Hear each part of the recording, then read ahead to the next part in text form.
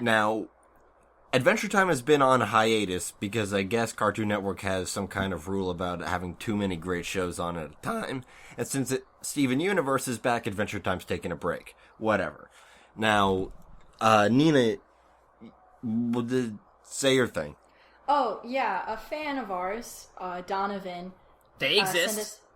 Our fans exist. He's super cool. He's the one who made the fan mail, the fan art of us. Oh, great. Yeah.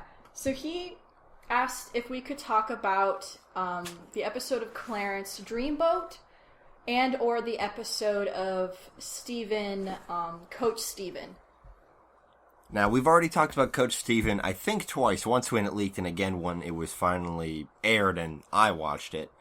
I do actually really want to talk about Dreamboat, though, because, Clarence was our second episode, and I feel like the show has only gotten better since we covered it. Yeah. Absolutely, although I missed that one. I didn't, my usual go-to for TV shows has not gotten that yet, so I didn't even know it exists until you guys literally just said the thing of the episode, so I'm confused. Well, that's what I was like last time the first time we talked about Coach Steven, so we did deal with it. Now, this is a sumo-heavy episode. Oh, man. Yeah. Yeah, no, you're gonna love this episode, Tooch. And we won't, I guess we won't talk about... It aired in July, Tooch. What are you doing? Oh, okay, 2 days ago or something. Today, what? It's September, Tooch. Oh, wait, shit, it is September, isn't it? It's been a whole month. It's September. Well, then what the fuck is wrong with this website I'm watching shit on? How dare they not pirate shit accordingly to schedule? Shh, Have you the seen NSA's Slumber listening. Party? What? Have you seen Slumber Party? I think so. I don't know. Maybe. That aired afterwards, in August. Oh. Well, then no. Then I'm super behind on Clarence. What was the last one you saw? Frickin' Nature Clarence. We can talk about that one, too, because the frickin' Nature Kate was such a cool character. Yeah. Frickin' teenage Lara Croft. Yeah, Nature Clarence aired in August 14th. You missed a couple. Now, Nina finally has a reason to be mad at you, and not me. Like she always is. For good reason, because I fuck up. Oh, okay, no, they're on here now. No, I'm pretty sure it went from Puddle Eyes straight to Nature Clarence, but now they're in there, whatever, I'll watch them after this. Alright, so I guess the thing that he said that he liked about the Steven episode was the duet between Steven and Pearl. Which honestly, I'm never a big fan of random musical numbers, so I wasn't totally digging it, but it was alright. Yeah, it was very well composed. The musical composition in this show is really good. I'm trying to remember the artist. They've got some kind of gimmick, the idea of the act is that it's a girl and a ghost she found. The girl plays piano and the ghost makes chiptunes. I'm looking up the name of the thing now. What is this? This is the Ivy and Surashu is the musical act that does the music for Steven Universe. According to their little blurb on SoundCloud, it's one of those bands that has a story. Oh, neat. Oh, okay. And the premise behind it is that Ivy, or it's AIVI, which I pronounce as Ivy, but I'm not sure, is a human pianist. Surashu, Surassshu, is a chiptune robot. It was a robot, not a ghost, so it's better. Okay, and they compose the songs, or they compose this song? They do the music for Steven Universe. I'm pretty sure all of it. Rad. Yeah, the soundtrack is all on SoundCloud, actually. You can listen to the entire Steven Universe soundtrack for free. Yeah, and there's a Ivy and Surashu album called The Black Box on Bandcamp that you can download for pay what you want, which includes no money if you want to be a freeloader. So yeah, I like chiptunes a lot. And one thing I especially like is artists who use chiptunes not as the entire soundscape, but as an instrument in their soundscape. Yeah. So, basically chiptunes used along with real instruments, and it often sounds really, really cool. There's a lot of artists I like who do that, but I'm not going to rattle them all off right now. And it helps the chiptunes not be overwhelmingly retro sounding, because that's admittedly a limitation of the, I guess, genre or medium, I suppose, is that it always evokes a kind of retro, like late 80s video games, Mega Man type of sound. And that's not necessarily bad, it's just a limitation. But when you add in real instruments, it diversifies it a bit. Hold on. Then it Okay, so the song was cute. The song was cute. The guitar, and again, there's real guitar. It was done by Grant Henry of the Metroid cover band Metroid Metal. Stuff that we've talked about before. Really cute stuff. And it's like we said when we covered the show. Didn't Sugar make a point to make sure that all the gems could sing? Yes. Yep. And this is kind of the first time we've actually gotten to hear them sing outside of the theme song, really. That's true, because all the other songs have been Steven. Yeah. So...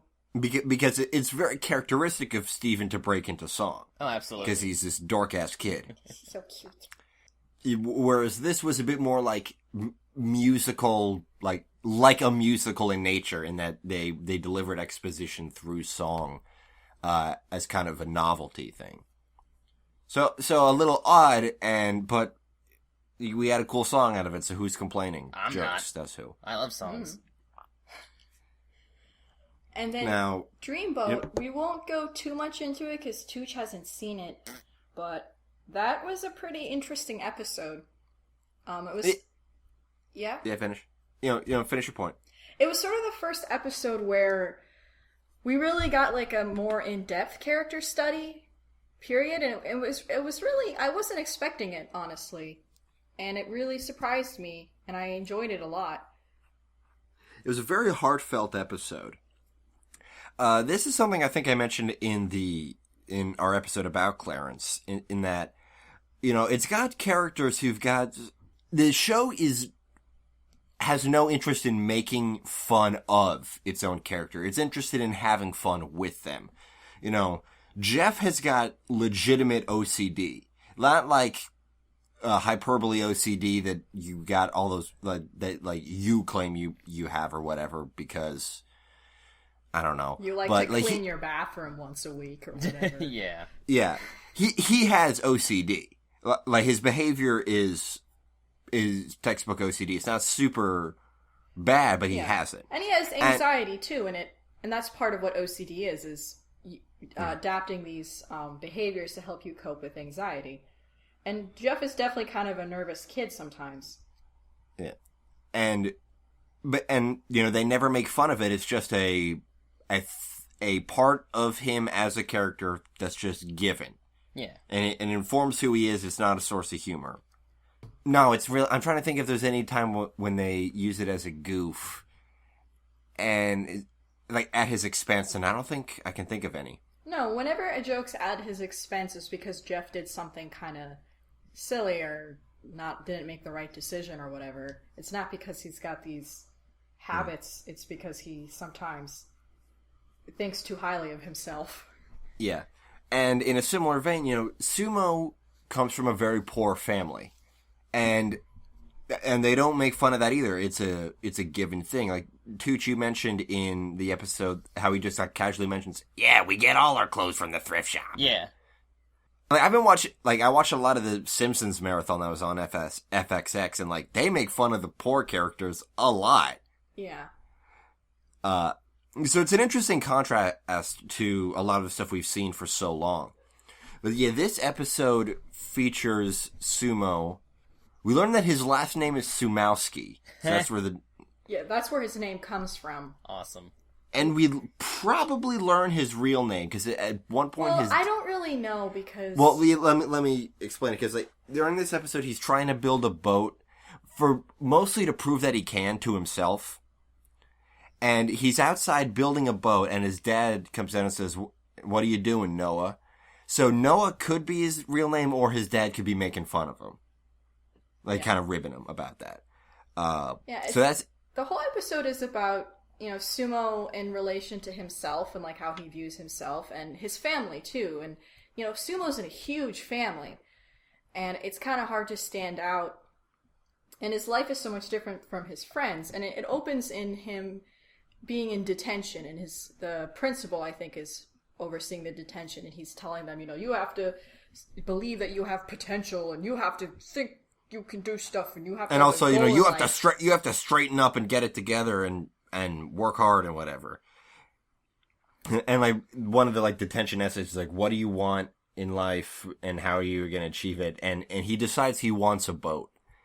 And he tries to make a boat out of the stuff in his yard and everything. And Jeff and the other guy, Clarence, the main character, don't really get what and why he's doing it.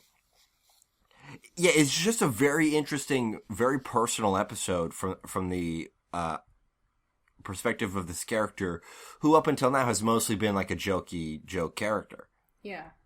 We get to see him be serious and actually, like, go through some life lesson that isn't totally spelled out either. Like, it just happens, and you see what happens, and there's no, like, today I learned that blah, blah, blah, blah, blah. Like, even though he does end up writing the essay for the principal, it's just got this very sort of... It's a simplistic sort of story, but there's a lot of meaning behind it in that it meant something to Sumo as a little kid. It's like a really good short story that, like, a college student would write. Like, a lot of those are really, really extremely bad. Yes, I know. Yeah, but, like, it's like, imagine a good one, and that's it, I guess. That's my review of this episode. And, like, another... that was, like, a really heartfelt episode that came after our discussion of the show. And also, there have been really funny episodes that came after our discussion. Like, the one where it's just the three kids in Clarence's house when his mom and Chad are on a date. Man of the House. Man of the House. That one's extremely funny. That's probably the funniest one. That one is so funny. Have you seen that one, Tooch? Yes. Okay, good. Yeah, like, first of all, like, there was a joke in it that, like, Tooch had to contact me about because it was so for me. It's like we can do anything we want, guys, and they all, like, imagine what they want to do. And Sumo's fantasy is that he's like a general and he's just blowing up Florida.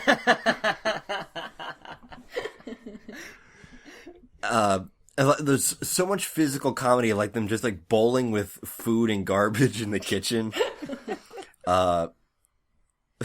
And playing, like, all these like playing baseball with this. They make a sandwich and then use it as a baseball bat. And then all the traps they set up and... Yeah. And what ends up happening to Chad at the end. Yeah.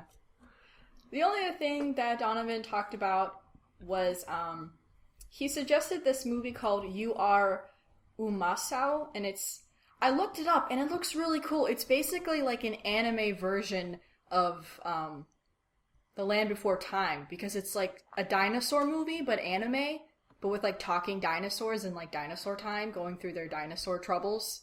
Is it, like, old school anime? I'm not sure. It's a franchise that's been around for a while. It started as a picture book series. Cool. So if we can get our hands on it, we'd like to check it out. We're always open to recommendations, and movies are easier for us to prepare for than TV shows because they're shorter. Hella. Yeah, like when we did the Lost Lego Movie episode, Tooch watched it like an hour before we recorded. Yeah. Apparently the film opened in 2010. Oh, okay, so that's not old school.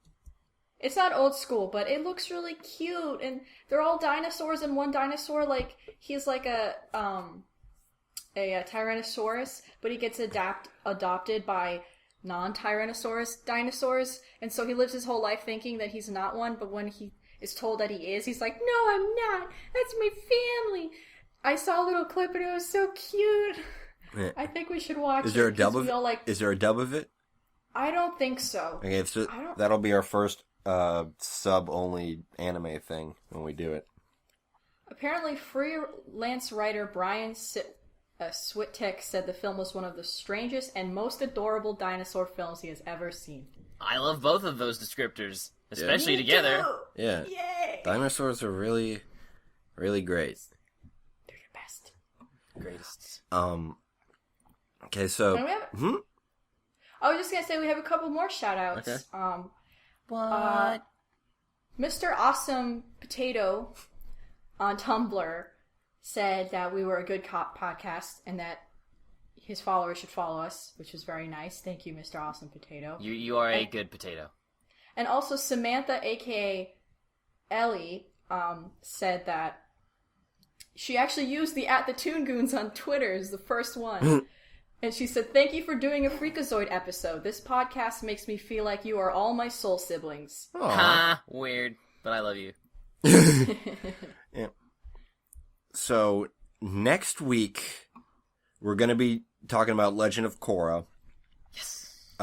Finally. Yeah, like it's been something that people have wanted us to talk, but we wanted to wait until the show ended. And we would have done it like this week, but we needed to catch up. Mm-hmm. Because I've got this new full-time job. Nina's back in school. Tooch, your job is still newish, right? I mean, like, my Whatever. job, the awkwards are out. The awkwards are hours. The hours are awkward, so I have way too much free time. I need a second job. Yeah. So we're So going I'm to do on it. that next week, definitely. And the plan is after that to do the newest Teenage Mutant Ninja Turtle show. Which I've already caught up with. Yes. Yeah, I haven't started, so I'm going to do my best. We'll just That- replace you with Adox. She'll Trust be me. She'll be caught up by then, probably. Yeah. Trust me, you'll just devour it, because it's easy to just consume. Yeah, you like texted me and it's like, Nikki, there's a Rat King villain in this show, and I'm like, that's my favorite aminal. He's like the creepiest one, too. Oh, cool. He's not He's a literal rat king. That's his name. He can control rats. That's also a great thing. That's what I want to be. Like, I've been so into Turtles because I've marathoned this series over the weekend. I want to, like, go back and watch the 2003 show and read the comics. Like, I want to read the comics. Fan. I'm a Turtles fan now. Yes. Yeah, maybe we'll... Yeah. Yeah, so that'll be that, and then do we have anything lined up for after that, or is nothing set in stone? Teen Titans, Oh, yeah. the original show. Original show, and we'll talk about Go, but we're not going to focus on it. No. Because if there's one thing Teen Titans Go lacks, it's focus. Yeah. And, this is us coming off of Barbie Life in the Dream House. Yeah, we couldn't even stay focused. Yeah, it's just like, tell us more about dolls, Nina. Like, okay. So that's this episode of the Toon Goons. Again, I'm super sorry that I fucked up the Lego Movie episode. We'll try to come back to it at some point, because it's I think we had an interesting discussion. We have interesting things to say about this really brilliant movie.